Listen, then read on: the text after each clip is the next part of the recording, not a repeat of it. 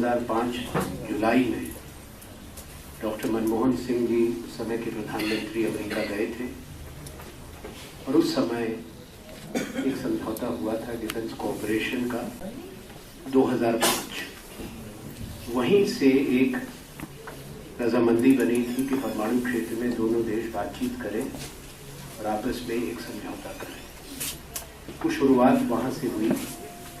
उसके बाद निरंतर भारत और अमेरिका के संबंधों में समझ में सुधार हुआ और बड़े समझौते हुए।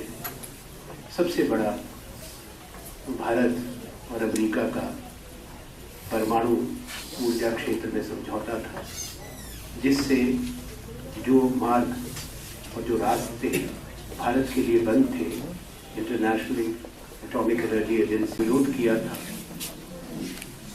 बल्कि सरकार को गिराने की साजिश भी की थी इसी विषय में।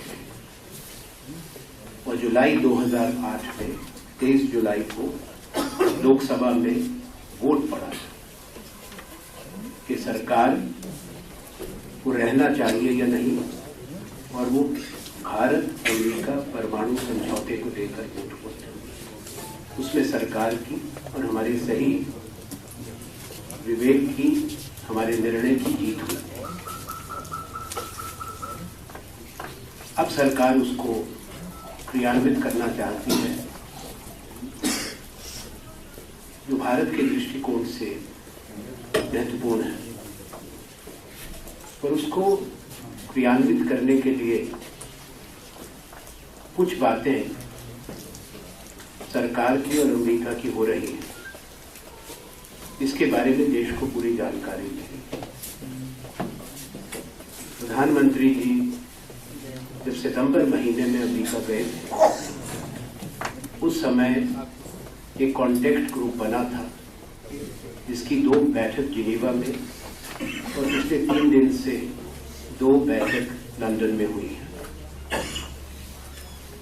उसकी जानकारी देश के सामने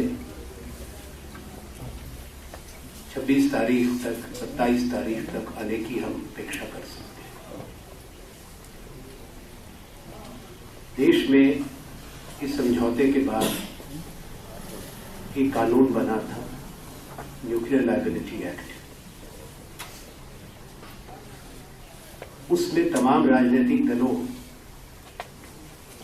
से बातचीत करके आम सहमति बना के यूपीए सरकार इस कानून को संसद में लाई।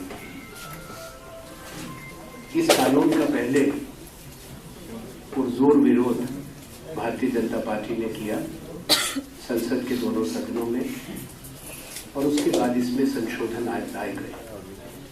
वो संशोधन प्रस्तावित करने वाले आज हमारे देश की सरकार के वित्त मंत्री श्री अरुण जेटली।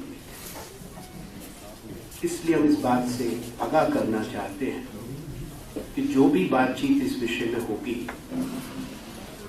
वो हमारे जो कानून है भारत के, उसकी परिधि के अंदर होगी, उसकी सीमाओं के अंदर होगी। कोई भी समाधान कानून की सीमा के बाहर बिना आम सहमति के, बिना संसद द्वारा अनुमोदन और संशोधन के नहीं हो सकता।